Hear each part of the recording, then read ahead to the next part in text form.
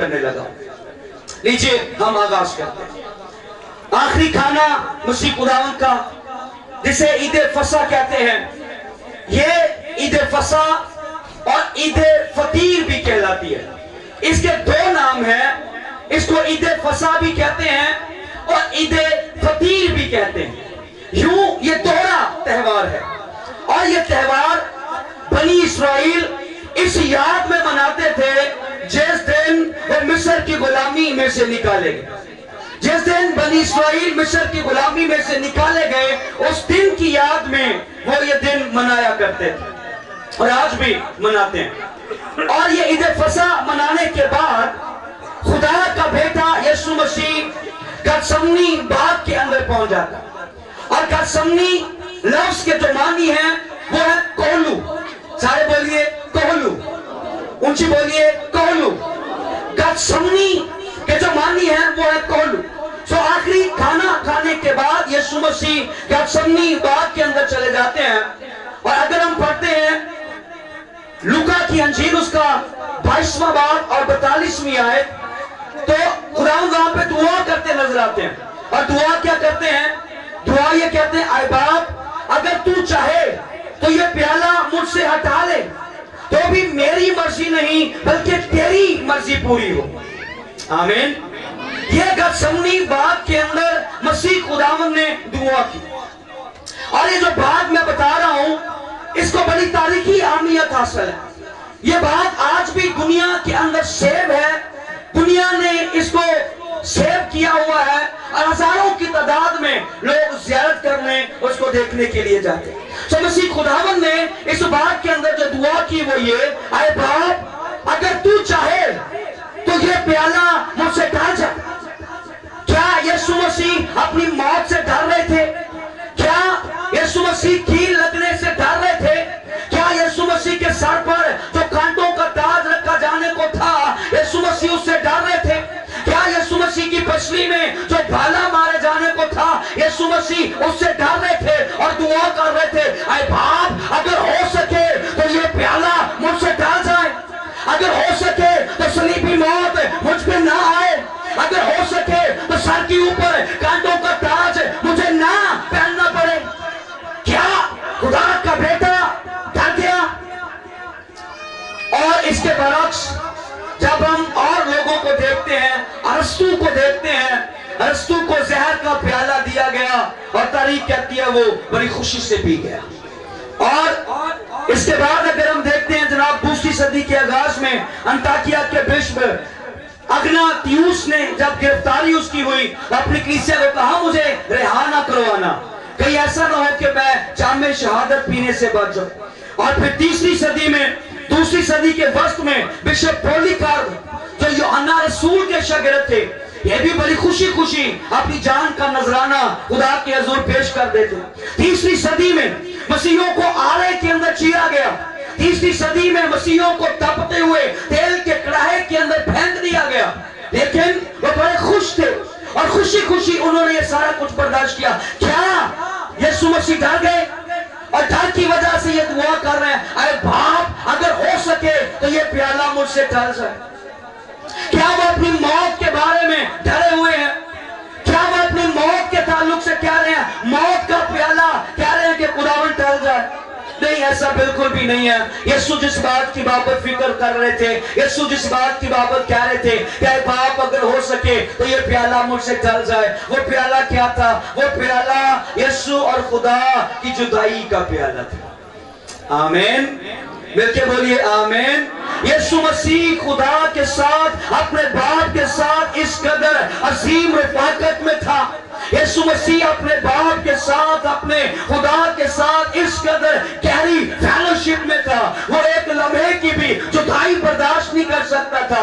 और मसीह जानते थे कि मैं दुनिया का कफारा देने वाला हूं और सारी दुनिया का गुनाह अब जब मुझ पे लादा जाएगा और सारी दुनिया का गुनाह अब जब मुझ पे आ जाएगा, तो खुदा की आंख पाक है और खुदा की आंख बदी को देख नहीं सकती है। खुदा की आंख के बदी को देख नहीं सकती और लिहाजा उनको इल्म था कि खुदा मुझसे जुदा हो जाएगा। और ये हुआ जब यीशु मसीह कलवरी पर थे और कलवरी पर मसीह चला उठे, एली एली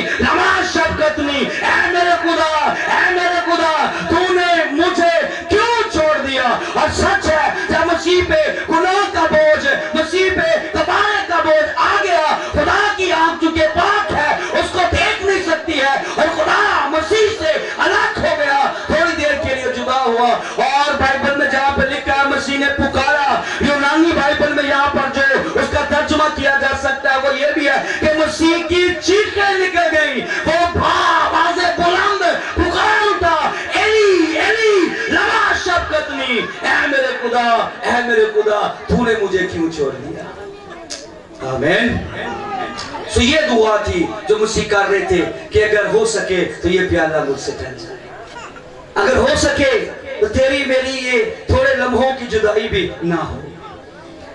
आमीन। तेरी और उसके बाद कलवरी पे इल्हाक हो गया, दोबारा मसीह का मिलाप खुदा के साथ हो गया कलवरी पे ही। लेकिन थोड़ा जो वक्फा बना, मसीह इसके लिए भी परेशान थे। और आज हमारा जो हाल है वो आपके सामने है।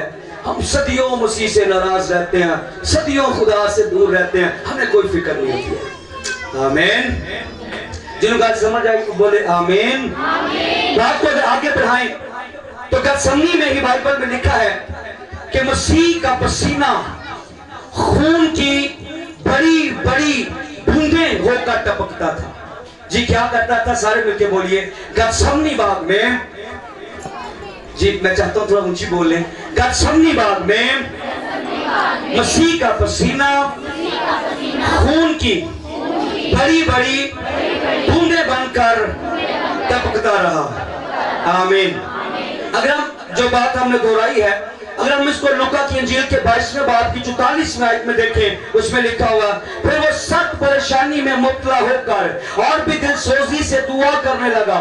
उसका पसीना गोया खून की बड़ी बड़ी बूंदें होकर जमीन पर टपकता था।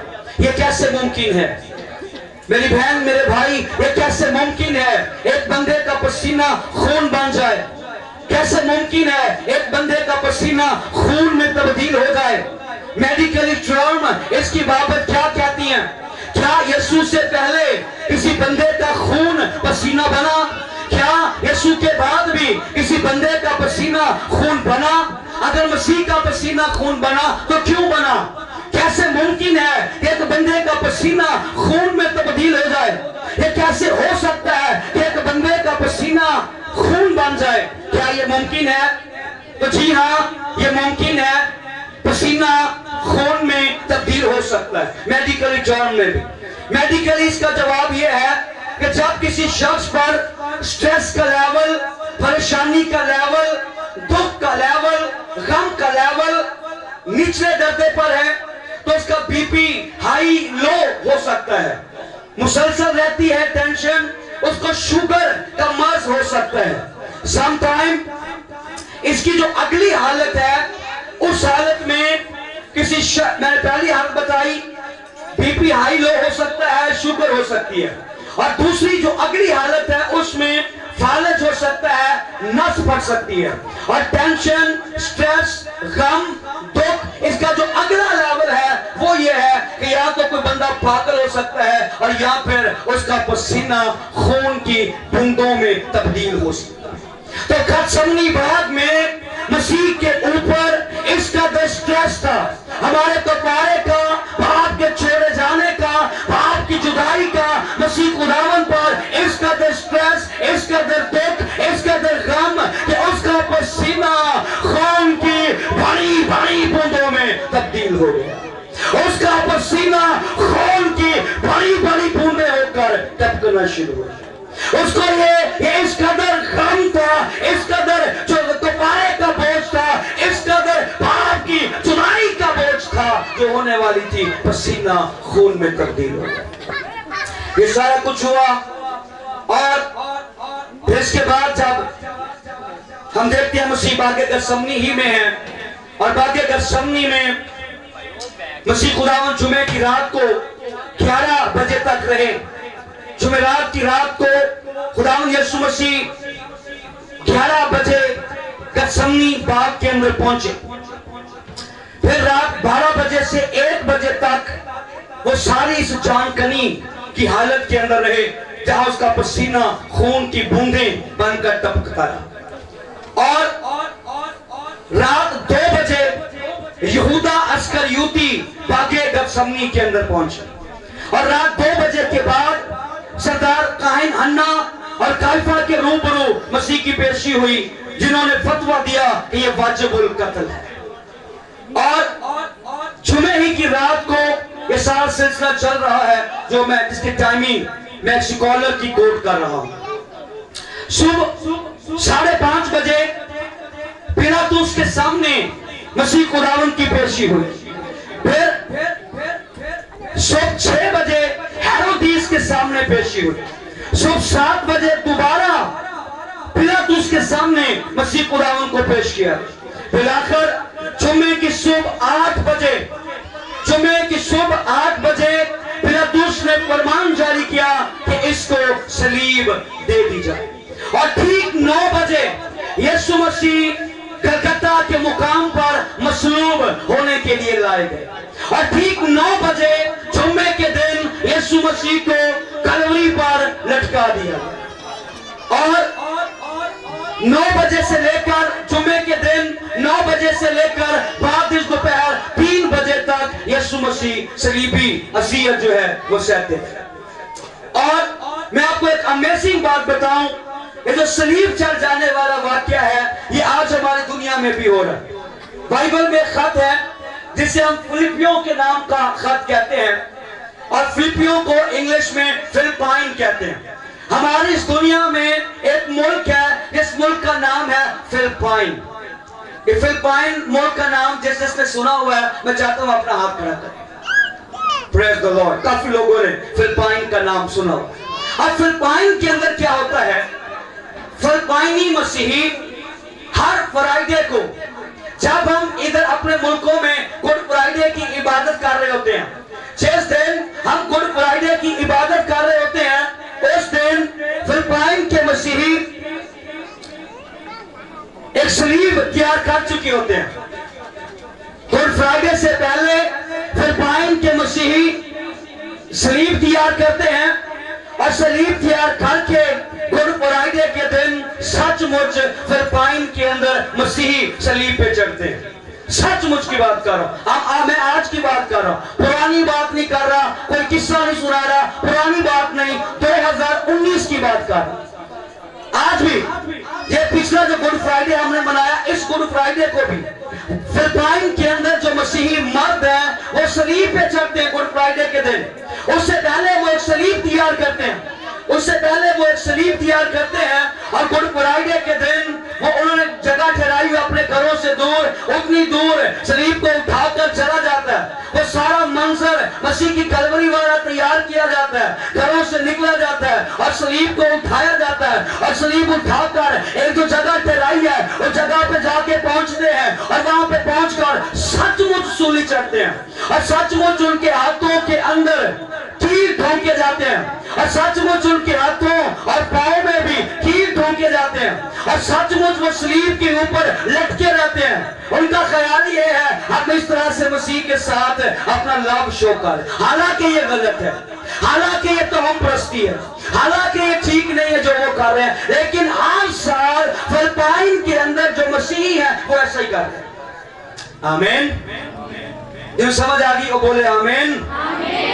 लफ्ज सलीब नए अहदनामा में तकरीबन 56 दफा इस्तेमाल हुआ है, और ये नए अहदनामे में इस्तेमाल हुआ है, पुराने अहदनामे में नहीं है।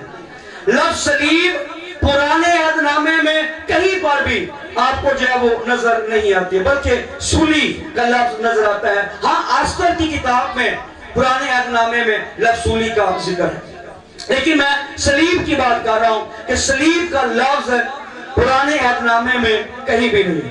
पुराने अहदनामे में मैं एक अमेजिंग बात बताऊं, पुराने अहदनामे में जिंदा बंदे को पहले मारा जाता था, जिंदा बंदे को पहले मारा जाता था, और मारकर उसके बाद उसको सलीब पर लटकाया जाता था। लेकिन रोमी कानून में हम ये देखते हैं कि जिंदा बंदे को सूली पर लटकाया जाता था ताकि वो मर जाए, लेकिन पुराने अहदनामे में ये है कि उस जिंदा को पहले मार दिया जाता था और मरे हुए को सूली पर जो है वो लटका देते थे। अगर मुझे पूछे ये कहां पे लिखा है, तो इस्तिस्ना की किताब में हमें ये मिलेगा। इस्तिस्ना 21वां बाब 22वीं और 23वीं आयत के अंदर खुदा खुद कलाम कर, खुदा क्या कहता है? इस्तिस्ना 21वां बाब 22वीं और 23वीं आयत में पढ़, अगर किसी ने कोई ऐसा गुनाह किया हो जिससे उसका कत्ल वाजिब हो, तो उसे मार कर दरख्त पर टांग देना और उसकी लाश रात भर दरख्त पर लटकी ना रहे, बल्कि तू उसे उसी दिन दफन कर दे। ये क्या कर रहा है? खुदा क्या कह रहा है कि अगर किसी ने कोई ऐसा गुनाह किया हो जिससे उसका कत्ल वाजिब हो, तू उसे मार कर दरख्त पर टांगना, यानी सूली पर टांगना। खुदा हुक्म दे रहा है, पहले उसे मारना फिर सूली पर टांग देना।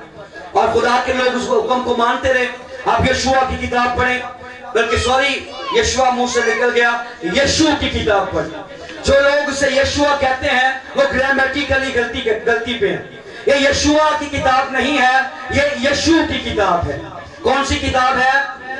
सारे बोलिए, कौन सी किताब है? यशु की किताब है। आप यशु कैसे लिखते हैं? ये सीन वाव एन यशु।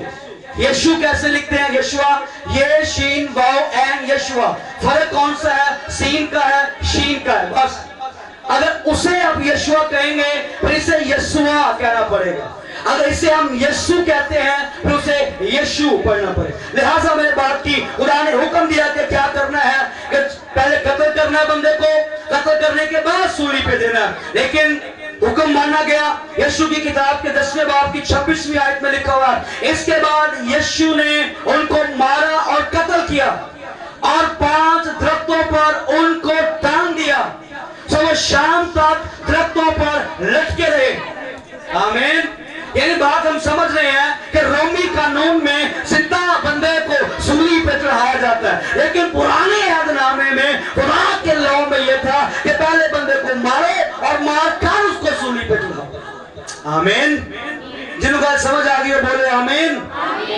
लिहाजा दुनिया के अंदर हम जो सलीबें देखते हैं वो कई तरह की हैं। मैं कुछ सलीबें बेटे से काउंट कर लूं। मैं कुछ सलीबें आपको समझाना चाहता हूं, कुछ सलीबें समझाने की कोशिश करने वाला हूं। माइक के बगैर भी आवाज आ रही पीछे तक? दुनिया में जो सबसे पहली एक सलीब तैयार हुई, जो सलीब हम मसीह खुदावन की देखते हैं, वो सलीब तो ये वाली है जो हमने अपने घरों में भी लिखाई हुई है, जिसकी शक्ल कुछ इस तरह से है। ये वाली सलीब हमारे घरों में है, हमारे ईमान का इजहार है, हमारी जिंदगी है, हमारी जान है। और इसके बाद जो और सलीब दुनिया में बनाई गई, इजाद हुई, वो थी इस टी की शक्ल वाली। जिस तरह अंग्रेजी का होठ टी होता है, ये अंग्रेजी होठ टी वाली ये एक सलीब दुनिया में बनाई गई और इस पर मुजरम को लटकाया जाता है। उसके बाद फिर एक ज़रब के निशान वाली या अंग्रेजी होठ एक्स, ये वाली सलीब बनाई गई और इसे यूनानी सलीब भी कहा जाता है। उसके बाद फिर एक जमा के निशान वाली, इस तरह से ये जमा के निशान वाली सलीब भी बनाई गई और इसको इंद्रियास की सलीब भी कहते हैं, क्योंकि मुकद्दस इंद्रियास को रवायत के मुताबिक इस सलीब पर लटकाया गया था। चाहे कहिए आमीन। आमीन। किसी स्कॉलर ने बताया है कि सलीब की लंबाई 15 फुट थी। जी सारे बोलिए कितनी थी? 15 फुट। सारे बोलिए कितनी थी? 15 फुट। और ये 15 फुट कितना बनेगा ये आप सबको पता है। सलीब की लंबाई 15 फुट थी, सलीब की चौड़ाई 8 फुट थी। यानी मतलब ये हुआ कि ये वाला जो डंडा था ये 15 फुट का, और ये वाला जो डंडा है जो मसीह खुदावंद ने सलीब उठाई, मैं उसकी बात कर रहा हूं। जो मैंने दूसरी सलीबें बताई उसके बारे में नहीं बता रहा, वो कोई और बात है। ये वाला जो डंडा था ये 15 फुट का, और जो जे वाला था ये 8 फुट का। आमीन। और सलीब का जो वजन हुआ करता था वो 150 किलोग्राम, 150 किलो। आमीन। बिल्कुल बोले आमीन। और ये सलीब मुजरम को खुद तैयार करना होती थी। ये रोमी तैयार करके सलीबें मुजरम को नहीं देते थे। मुजरम जो ठहर जाता था उसको खुद अपनी सलीब तैयार करनी पड़ती थी। यीशु मसीह ने जो सलीब उठाई वो चूंकि बराबा की तैयार की हुई थी, और बराबा की जगह पे मसीह खुदाम को छोड़ा गया, आप सब जानते हैं। आमीन।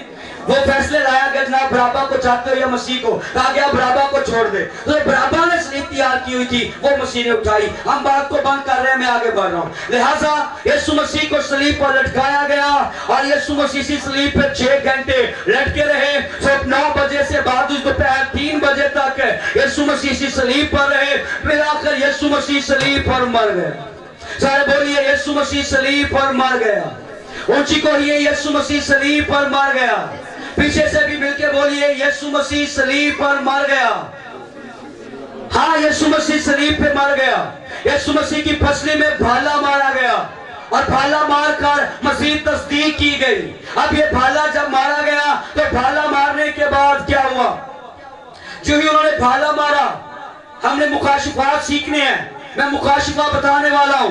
मुकाशिफा या हमने बाइबल सीखना है, मैं बाइबल समझाने वाला हूं और अभी तक भी यही समझा रहा था। जब भाला मारा गया तो भाला लगने से खून और पानी दोनों बहन निकले। आपको याद हो बाइबल के अंदर लिखा हुआ है, फिर एक सिपाही आया, उसने भाला मारा और खून और पानी दोनों बहन निकले। आप किसी भी शख्स को किसी भी जगह से चोट लगाएं, आप किसी भी शख्स को किसी भी जगह पर मारें, चोट लगाएं, खंजर से मारें, छुरी से मारें, तलवार से मारें, नेज़े से मारें, उसके खून निकलेगा, पानी नहीं निकलेगा। पर क्राइस्ट के बारे में लिखा हुआ है कि उसके जब भाला मारा गया तो वहां पर से खून भी बह निकला, वहां पर से पानी भी बह निकला। अब पानी वहां से क्यों निकला? खून तो निकलना चाहिए, क्योंकि जिस भी बंदे को आप जहां से भी मारोगे वहां पर से खून ही निकलेगा, पानी नहीं निकलेगा। पर क्राइस्ट के ताल्लुक से, मेरे और आपके मुहर्जी यीशु मसीह के ताल्लुक से लिखा हुआ है, एक सिपाही ने उसकी पसली में भाला मारा, उससे खून भी बह निकला और पानी भी बह निकला। और ये खून और पानी का बह निकलना, ये असल में मसीह खुदावन की मौत का डेथ सर्टिफिकेट मैं कहूंगा। मैं अपनी समझ के मुताबिक, अपनी तानीस के मुताबिक इसे कहूंगा डेथ सर्टिफिकेट। जब कोई हॉस्पिटल में मरता है, हॉस्पिटल एक डेथ सर्टिफिकेट देता है और डेथ सर्टिफिकेट के अंदर वो लिखता है कि हमने इसका ये इलाज किया, इसको ये दुआई दी और ये इसको मर्ज था, लेकिन ये शिफा याब ना हो सका और फलां टाइम पे ये बंदा मर गया। यानी डेथ सर्टिफिकेट पे उसकी बीमारी की वजह और उसके मरने की तस्दीक भी की जाती है। बताया जाता है कि ये मर गया और फिर मरने की वजह भी क्या है, ये भी डेथ सर्टिफिकेट के अंदर बताई जाती है। तो यीशु की पसली के अंदर लगा हुआ भाला असल में ये डेथ सर्टिफिकेट है और ये बताता है 2 बातें। पहली बात, यीशु मसीह मर गया और दूसरी बात ये, यीशु मसीह मरा कैसे? खून और पानी बह निकलना, ये डेथ सर्टिफिकेट में कह रहा हूं। और खून और पानी के बह निकलने का मतलब क्या है? आपका ये जो दिल है, इस दिल के चारों तरफ पानी है और इस दिल के गिर्द एक झड़ी है जिसको पानी की झड़ी कहते हैं। और वैसे भी जिस्म के अंदर 70% पानी है, बाकी तमाम दूसरे अज्जा हैं। तो जब उसने भाला मारा तो भाला लगते ही खून और पानी बह निकला। खून और पानी के बहने का मतलब यह है कि इसकी मौत दिल के फटने के सबब से हुई है।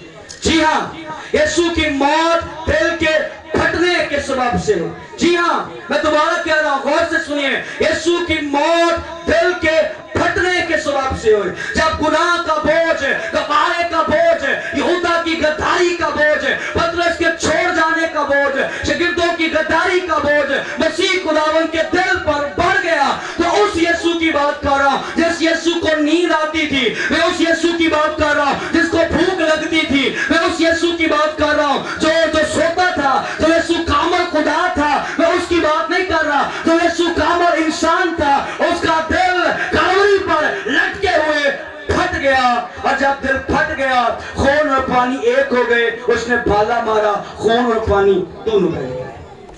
आमीन। अदरवाइज आप किसी भी शख्स को किसी भी जगह से चोट लगाएं, खून निकलेगा, पानी नहीं।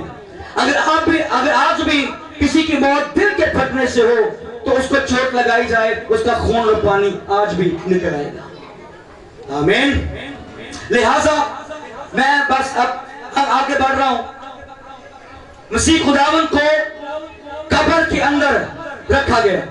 जब सलीब पे मर गए, सलीब पे मरने के बाद उनको कब्र के अंदर उतारा गया और कब्र के अंदर रखा गया। और कब्र के ताल्लुक से तो अमेजिंग बातें हो जाएं, फिर उसके बाद मैं बात को बंद करने वाला हूं। लाजर की बहनें, लाजर को मरे कितने दिन हुए? सारे बताइए, लाजर कितने दिन कब्र के अंदर रहा? ऊंची बोलिए, कितने दिन? फिर दोबारा से, कितने दिन? 4 दिन हुए लाजर को मरे हुए।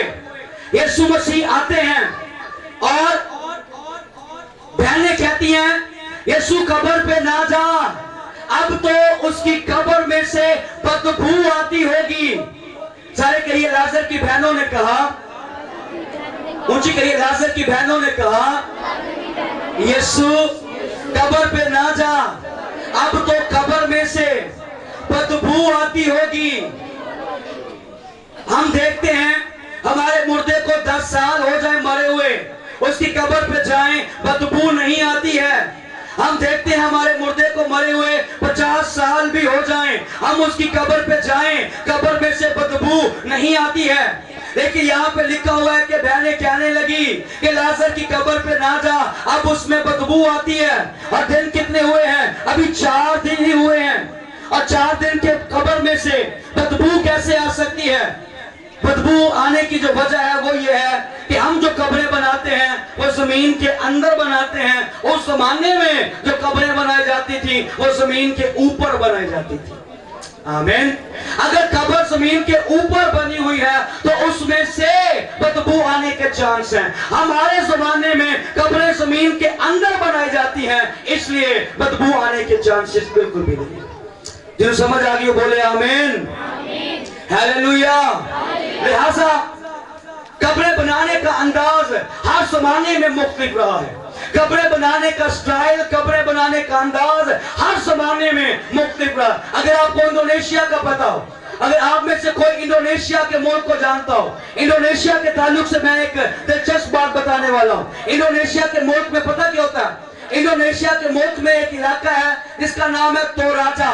और तोराजा के इलाके में वो एक दिन मनाते हैं जिसका नाम है मानेम।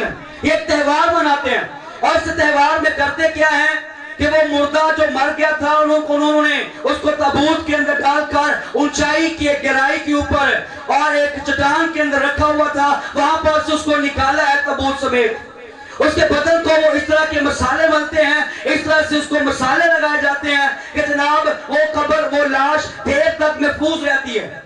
और वो करते क्या है कि उसमें से निकालते हैं महीने के दिन, साल में एक दिन ये त्योहार मनाते हैं। और ये त्योहार पूरे 6 दिन का होता है। और करते क्या है, उसकी लाश को कब्र में से बाहर निकालते हैं और कब्र में से बाहर निकाल कर पूरा हफ्ता उसको बाजारों में ले जाया जाता है। कब्र में से निकाल कर, ताबूत में से निकाल कर उसको दोबारा नहलाते हैं और दोबारा अच्छे कपड़े पहनाते हैं, उसको अच्छा बनाते हैं, खूबसूरत करते हैं, उसका मेकअप करते हैं और उस लाश को 6 दिन बाजारों के अंदर लेके जाते हैं और उसको फिराते हैं, उसको सैर कराते हैं मॉल्स में। उस 6 दिन जब पूरे हो जाते हैं फिर उसको मसाला लगाते हैं, फिर ताबूत के अंदर रखते हैं और फिर उसी चट्टान के अंदर जो है वो रखाते हैं। और अगले साल फिर यही अमल दोबारा 6 दिन के लिए करिए। और उनका त्योहार है जिसका नाम है मानेम। आमीन। अगर किसी को मेरी बात पे यकीन ना हो कि मैं पुरानी बात कर रहा हूँ, 2019 की बात नहीं कर रहा, तो कोई तारीख उसके पास हो वो जरूर पढ़ ले, कोई हिस्ट्री उसके पास हो जरूर पढ़ ले। अगर नहीं तो इंटरनेट पे गूगल कर ले। अगर अंग्रेज, क्योंकि गूगल इंग्लिश में है, अगर इंग्लिश समझना मुश्किल है तो यूट्यूब पे ये सारी बातें कर ले, ये सारी बातें समझ आ जाएंगी। आज 2019 में भी ऐसा ही हो रहा है। आमीन। मिलके बोले आमीन। लिहाजा यीशु मसीह की कब्र जमीन के ऊपर बनाई हुई थी और उस कब्र के अंदर जो है वो यीशु मसीह को रख दिया गया। और यीशु मसीह को जब कब्र के अंदर रखा गया तो देखो डीमस भी आया, उसने मसाले मले और सारी तकफीन का जो सिलसिला है वो पूरा हो गया। और यीशु मसीह को कब्र के अंदर रखा गया और यीशु मसीह कब्र के अंदर है और यीशु मसीह कब्र के अंदर पड़े हुए हैं और यीशु मसीह की लाश कब्र के अंदर रखी गई है और कोई परेशान नहीं है। मैं आपको बताऊं, यहूदी बड़ी खुशी मना रहे हैं, सदूकी बड़ी खुशी मना रहे हैं, असीनी बड़ी खुशी मना रहे हैं, रोमी बड़ी खुशी मना रहे हैं कि बिलाकर हमने यीशु मसीह को मार दिया। शैतान बड़ी खुशी मना रहा है कि बिलाकर मैंने यीशु मसीह को हरा दिया। अगर कोई परेशान है तो वो उसकी माँ परेशान है। अगर कोई परेशान है तो वो लोग जिनकी जिंदगियों में मसीह ने मौजूदा किया हुआ था वो परेशान है। बाकी सारे के सारे जश्न मना रहे हैं और मौत जश्न मना रही है, शैतान जश्न मना रहा है। यहूदी खुश है, हमने यीशु मसीह को मार दिया है और कब्र के अंदर रख दिया है। अब तो एक दिन भी गुजर गया, वो कब्र के अंदर ही है। अब तो दूसरा दिन भी गुजर गया और ये कब्र के अंदर ही है। अब तो तीसरा दिन शुरू होने वाला है पर वो कब्र के अंदर ही है। और मैं आपको बाइबल की सच्चाई बताऊं, और सच्चाई ये है कि एक दिन गुजर गया, दूसरा दिन गुजर गया और तीसरे दिन यीशु मसीह मौत पर, कब्र पर, शैतान पर फतह पाकर मुर्दों में से तीसरे दिन वो जी था, वो कब्र में से बाहर निकल आया, वो जी उठा और कब्र से बाहर निकला। हालेलुया, सारे बोलिए हालेलुया, सारे बोलो हालेलुया। आइए मसीह के लिए फिर से जोरदार तालियां बजाइए। यीशु मसीह तीसरे दिन मौत पर, शैतान पर, कब्र पर फतह पाकर मुर्दों में से जी उठा। जोरदार तालियां बजाइए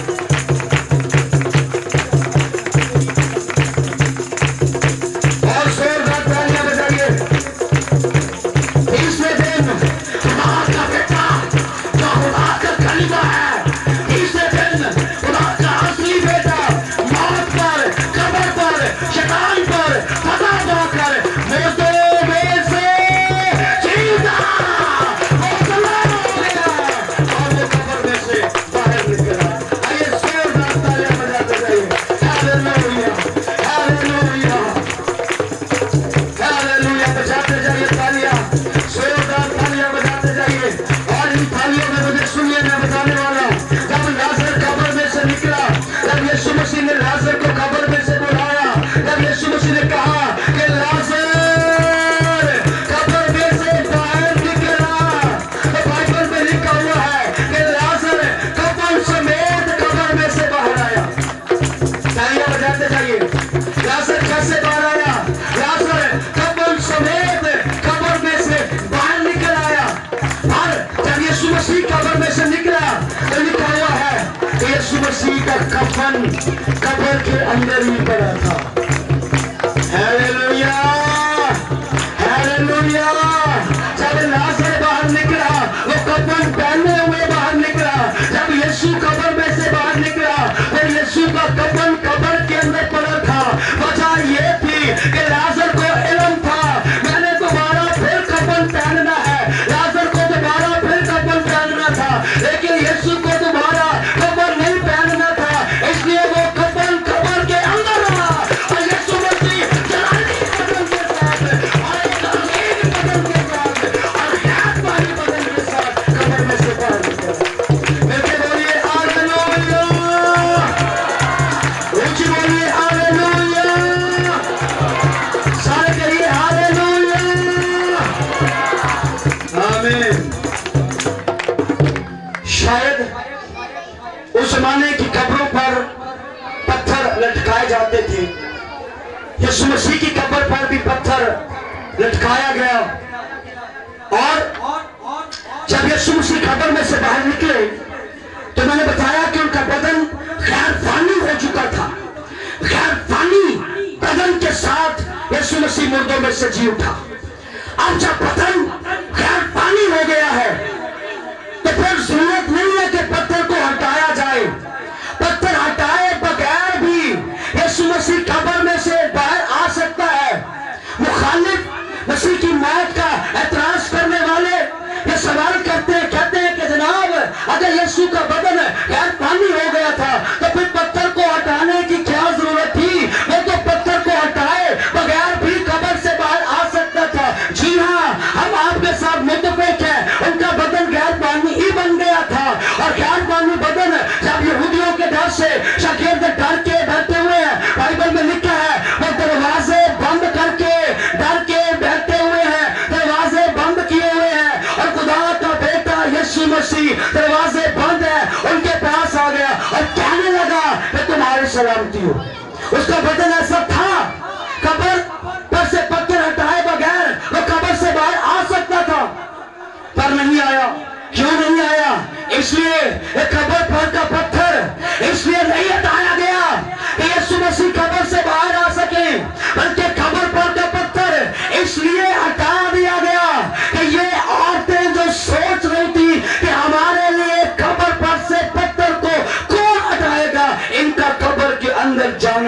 बंद हो सके। हालेलुया। यीशु कब्र में पत्थर, यीशु की कब्र का पत्थर इसलिए नहीं हटाया गया कि वो बाहर आ सके, बल्कि इसलिए कि यहूदा और पतरस, यूहन्ना और मरियम कब्र के अंदर जा सके। आमीन। सारे मिलकर बोलिए आमीन। फिर से बोलिए आमीन। ऊंची बोले आमीन। और मैं आपको बताऊं, अभी अम्मी गीत गा रही थी और अम्मी एक जिक्र कर रही थी, वो तारीखी बातें थी, बाइबल के अंदर नहीं लिखी। और मैं आपको बताने लगा हूं कि इस दुनिया के अंदर जो लोग आते हैं वो मर जाते हैं और उनकी कब्रें मौजूद हैं। बड़े अंबिया इस दुनिया में आए, मर गए, उनकी कब्रें मौजूद हैं। रसूल आए, मर गए, उनकी कब्रें मौजूद हैं। पैगंबर आए, मर गए, उनकी कब्रें मौजूद हैं। बड़े अदीब इस दुनिया में आए, मर गए, उनकी कब्रें इस दुनिया में मौजूद हैं। बड़े साइंसदान इस दुनिया में पैदा हुए, मर गए, उनकी कब्रें इस दुनिया के अंदर मौजूद हैं और वो कब्रों के अंदर पड़े हुए हैं। बड़े साइंसदान, बड़े अदीब, बड़े नबी अपनी कब्रों के अंदर पड़े हुए हैं। और मैं कब्र का जिक्र कर रहा हूं, उस कब्र के बाबत में बता रहा हूं कि वाहिद सारे कब्रस्तानों में एक कब्र है जो खाली कब्र है, और उस खाली कब्र वाले का नाम यीशु है, क्योंकि वो कब्र में से जी उठा है। हालेलुया। जाओ सुर रखता है। हालेलुया। वो कब्र में से जी उठा है, उसकी कब्र खाली हो गई। अरे सुर रखता है। हालेलुया। वो कब्र में से जी उठा है। हमारा यीशु जी उठने वाला, कब्र में से जी उठने वाला यीशु है। अरे जोर तालियां बजाते जाइए। बाकी कब्रों के अंदर भरे हैं मौजूद है, मेरा यीशु जिंदा है, वो है यहाँ मौजूद। तालियां बजाते जाएंगे, मिलके कहेंगे हालेलुया, हालेलुया। ऊंची बोलो हालेलुया। आमीन।